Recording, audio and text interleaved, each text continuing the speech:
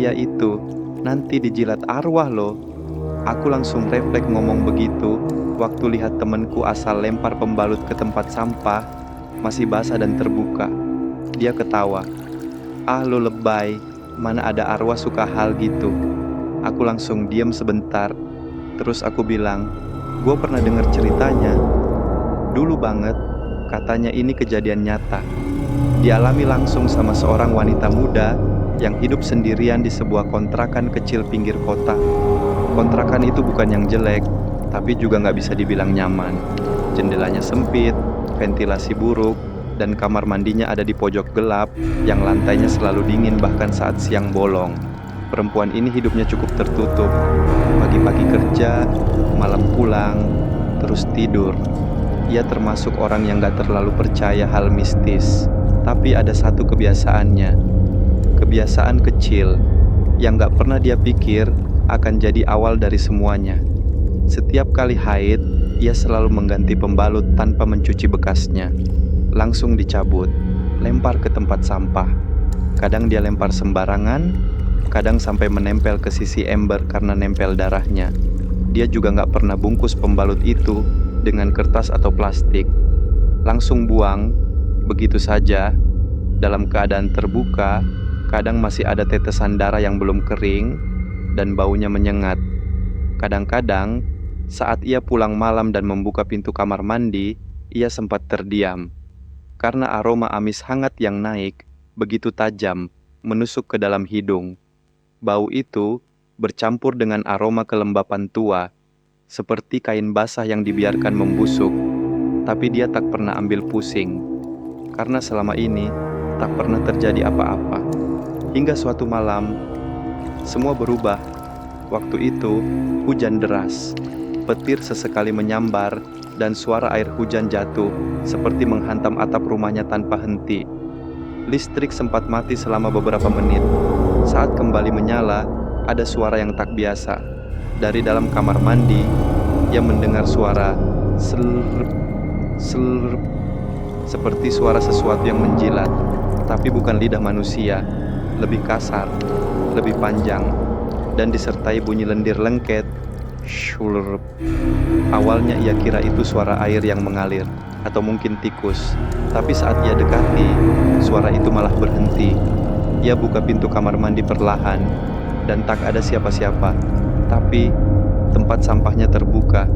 Pembalut yang baru saja ia buang sore tadi, masih basah, terbuka sempurna, dan menempel di sisi ember seperti habis dipermainkan. Ia bingung, tapi tidak takut. Belum. Ia tidur seperti biasa malam itu. Tapi saat tertidur, mimpi buruk pertama datang. Ia bermimpi tubuhnya dijilat, mulanya di telapak kaki, lalu naik ke betis, paha, hingga perut. Tapi bukan jilatan lembut. Ini seperti diseret oleh lidah besar berlendir. Sensasinya begitu nyata, sampai ia terbangun mendadak, dan mendapati kulit pahanya terasa lembab. Dia kira itu keringat. Tapi saat disentuh, ada lapisan lendir dingin dan licin menempel di kulitnya. Ia bangun, nyalakan lampu. Kulitnya tak terlihat aneh, tapi aromanya bau amis, seperti darah. Keesokan harinya ia coba mengabaikannya. Tapi malam berikutnya, jilatan itu kembali. Bahkan terasa lebih dalam, lebih menyusup, seperti menandai kulitnya dari dalam. Dan kali ini, saat ia bercermin, ia melihat bekas merah panjang, seperti lidah di punggung bawahnya. Luka. Tapi anehnya, luka itu tak terasa sakit. Semakin hari, kejadian makin sering. Mimpi dijilat itu datang setiap malam. Dan saat bangun selalu ada bekas, baik di kulit, di baju, bahkan di spray. Kadang, tempat sampahnya terbuka sendiri, dan pembalut yang ia buang berada di lantai kamar mandi. Dibuka, dijilat, seperti dipamerkan. Dan setiap kali ia mandi, ia merasa tidak sendiri. Seperti ada yang bersembunyi di sudut kamar mandi, mengintip dari balik ember, menunggu. Sejak malam itu, hidup perempuan itu berubah. Bukan lagi rutinitas pulang kerja tidur seperti biasa. Ia mulai merasa diawasi, tapi bukan oleh manusia, bukan juga oleh hewan, melainkan oleh sesuatu yang bau amisnya perlahan menyatu dengan udara di kontrakannya. Setiap sudut rumah mulai terasa basah, Udara jadi lebih lembab, lemari bajunya berembun, kaca cerminnya selalu berkabut, meski tak ada siapapun mandi. Dan dari balik kamar mandi, selalu tercium aroma darah basi. Ia mulai kehilangan selera makan. Rasanya seperti semua makanan yang masuk ke mulutnya memiliki rasa logam, seperti besi, seperti darah. Dan saat ia berkumur, air yang ia buang ke wastafel berwarna merah muda. Ia periksa mulutnya, tak ada luka, tapi rasa itu selalu kembali. Satu malam, saat ia terbangun karena suara gelotak-gelotak dari kamar mandi, ia bangkit dengan mata berat, menyalakan lampu dapur, dan pelan-pelan mendekat ke kamar mandi. Pintu kamar mandi itu setengah terbuka. Dari celahnya, ada bayangan menggeliat di lantai. Ia mendekat, jantungnya berdetak lebih cepat. Suara serp, serp itu terdengar lagi. Tangannya gemetar, tapi rasa penasaran mendorongnya untuk membuka pintu itu sepenuhnya. Dan ia lihat, di atas tumpukan pembalut yang belum dibuang selama 2 hari itu, ada jejak lendir, seperti bekas sesuatu yang menjilat habis permukaannya. Tapi bukan itu yang membuatnya mundur perlahan dengan tubuh gemetar. Ada jejak telapak tangan kecil, berwarna abu-abu kehitaman, menempel di ubin kamar mandi. Tangan itu tidak seperti tangan manusia biasa, memanjang, jari-jarinya tipis seperti tulang, dan di ujungnya ada bekas darah kering. Perempuan itu menutup mulutnya, hampir muntah. Ia langsung pergi ke dapur, mengambil plastik sampah besar, dan dengan tangan gemetar membersihkan semua pembalut yang berserakan. Ia cuci tangan sampai perih. Lalu ia bakar semua pembalut itu di halaman belakang kontrakan, meski tengah malam hujan rintik-rintik turun. Tapi sayangnya, sudah terlambat. Malam berikutnya, ia bangun dengan tubuh menggigil. Tangannya kaku, tak bisa digerakkan.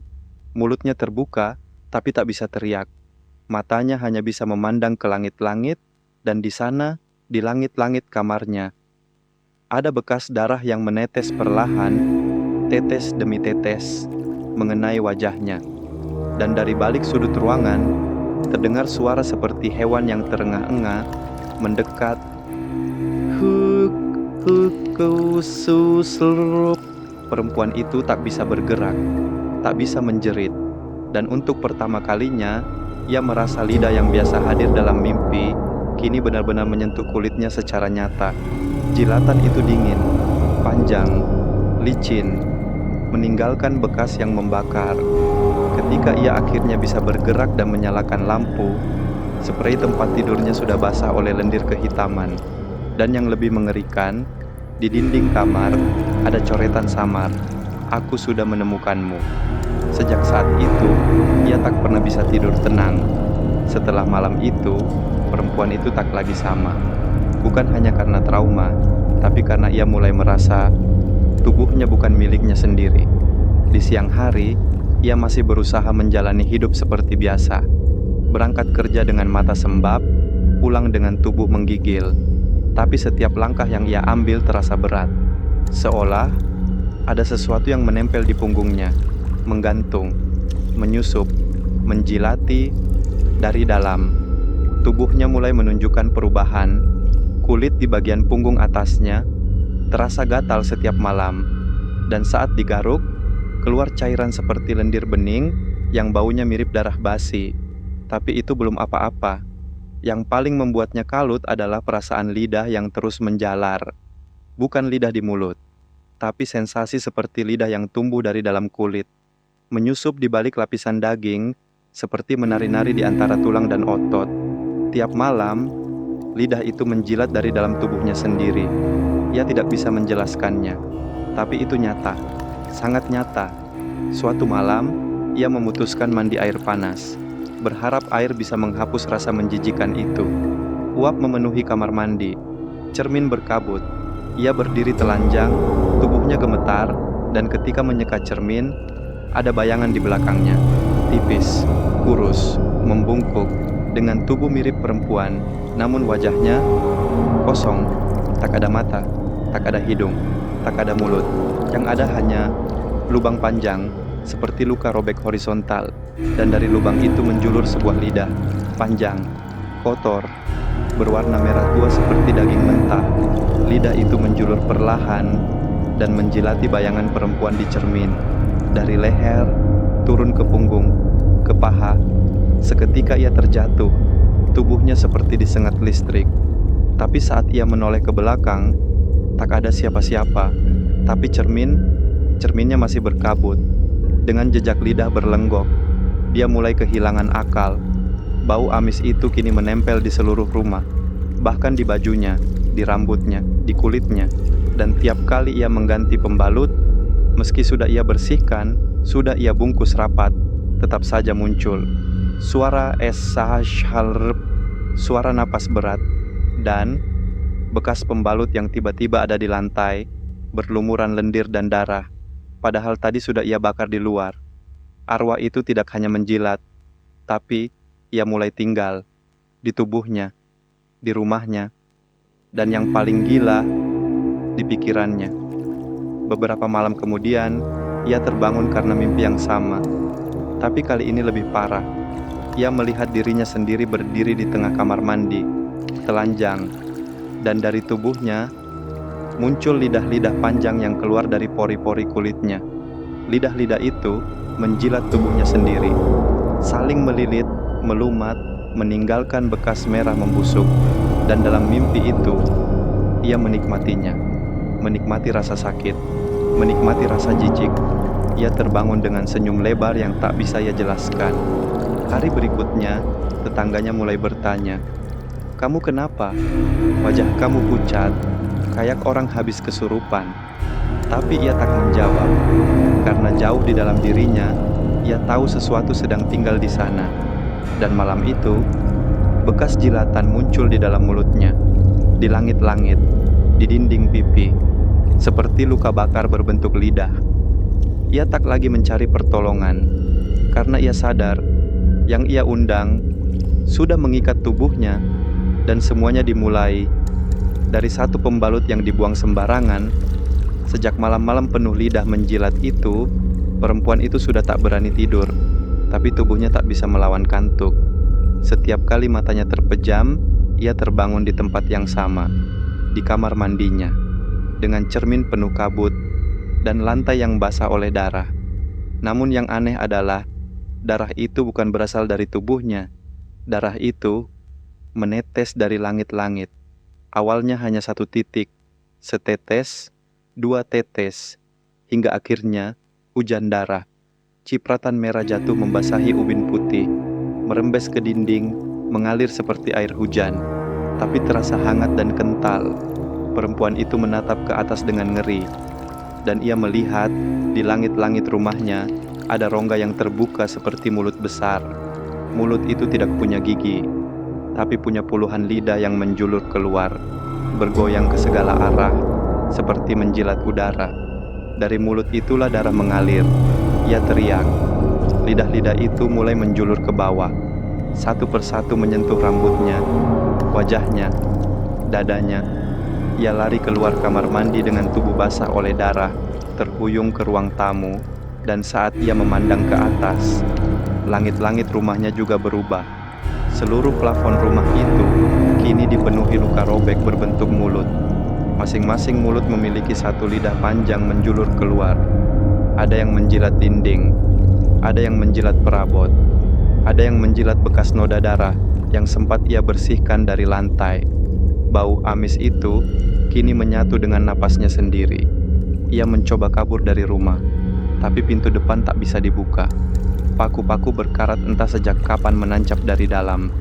Ia mencoba menjerit dari jendela, tapi yang ia lihat di luar hanya kabut merah, tebal dan bau. Tak ada orang, tak ada suara. Dan ketika ia menengok ke belakang, ratusan lidah menempel di dinding, bergerak seperti ulat yang merangkak cepat. Semuanya mengarah ke satu titik, tubuhnya. Ia mengunci diri di kamar, menggulung tubuh dalam selimut. Tapi suara selerap, selerap, itu tetap terdengar. Semakin dekat. Pukul 3 dini hari, ia memaksakan diri bangkit, mengambil ponsel, membuka kamera depan, dan ia lihat sesuatu. Wajahnya sendiri, dipenuhi bekas jilatan, seperti bercak luka bakar. Tapi bentuknya melengkung, spiral, seperti pola lidah menjilat. Dan di belakangnya, meski kamar itu kosong, ada sosok perempuan telanjang berdiri diam, dengan wajah rata, kulit berair, dan darah menetes dari pangkal lidahnya yang panjang menyeret lantai. Ia jatuhkan ponsel, menggigil di pojok ruangan. Dan malam itu, ia mulai bertanya dalam hati, apa aku masih hidup atau sudah masuk ke dunia mereka? 3 hari kemudian, tetangga mendengar suara dari dalam rumahnya. Suara teriakan, isakan, dan suara licin seperti lidah menjilat lantai. Saat pintu berhasil didobrak, tak ada siapa-siapa di dalam. Hanya darah di langit-langit, cermin kamar mandi yang retak, dan di atas ranjang, tumpukan pembalut yang tak semestinya ada, berserakan, terbuka, dengan bekas darah kering dan lendir menjijikkan. Dan dari ventilasi rumah itu, aroma amis perlahan menyebar ke rumah-rumah tetangga. Setelah malam penuh darah dan lidah-lidah dari langit-langit, perempuan itu mencoba berpura-pura bahwa semua yang ia alami hanyalah halusinasi. Ia coba mandi, bersih-bersih, ganti spray, semprot pewangi kamar. Tapi ada satu hal yang tak bisa ia hilangkan. Sensasi basah dan hangat di bagian bawah perutnya, tepat di bawah pusar, sedikit ke bawah lagi, dekat dengan organ kewanitaannya. Awalnya ia kira hanya sisa darah haid, tapi tiap kali ia membersihkannya, ada rasa aneh yang muncul, seperti ada sesuatu yang menjilat dari dalam, tapi bukan dari dalam rahim atau usus, melainkan dari balik kulit di bawah perutnya sendiri. Ia bahkan sempat mengangkat bajunya, berdiri di depan cermin, dan melihat kulit bagian bawah perutnya bergerak-gerak sendiri, seperti ada lidah panjang yang menjilat pelan dari dalam, melengkung, menggesek, menyusup, bukan sekali 2 kali. Tiap malam, ia pergi ke klinik, tapi begitu giliran namanya dipanggil, ia malah kabur. Takut dokter akan membuka bajunya dan menemukan sesuatu yang bahkan ia sendiri tak ingin lihat. Malam harinya, ia tidur dengan perut diikat kain ketat, berharap bisa menahan gerakan itu. Tapi saat ia terbangun, kainnya sobek, dan di atas spray putih ada bekas lendir merah muda, berbentuk seperti lidah, panjang, berlendir, seolah baru keluar dari tubuh.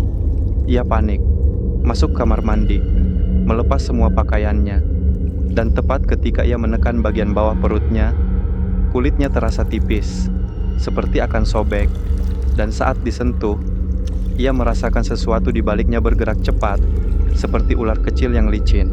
Ia berteriak mencoba mencubit kulitnya, tapi saat ia lakukan itu, cairan darah keluar dari pori-porinya, dan muncul sesuatu yang lebih mengerikan lagi. Ujung lidah mencuat keluar perlahan dari pori-pori di bawah perutnya. Lidah kecil, pendek, tapi bergerak, menjilat kulitnya sendiri dari luar. Saat ia terjatuh, kesakitan dan mual, ia muntah di lantai kamar mandi. Dan di antara muntahannya, ada pembalut. Pembalut yang sudah berlumuran darah dan lendir, padahal ia tak pernah menelan atau menyentuhnya sejak ia membakarnya beberapa hari lalu. Dia pingsan. Esoknya ia bangun dengan tubuh lemah. Perut bawahnya terasa perih. Dan ketika ia membuka handuk yang menutup tubuhnya, ia melihat puluhan bekas lidah di sekujur tubuh bagian bawah, terutama di sekitar selangkangan, perut, dan paha dalam. Semua luka itu berbentuk spiral, seperti bekas jilatan. Ia tidak berani kemana-mana.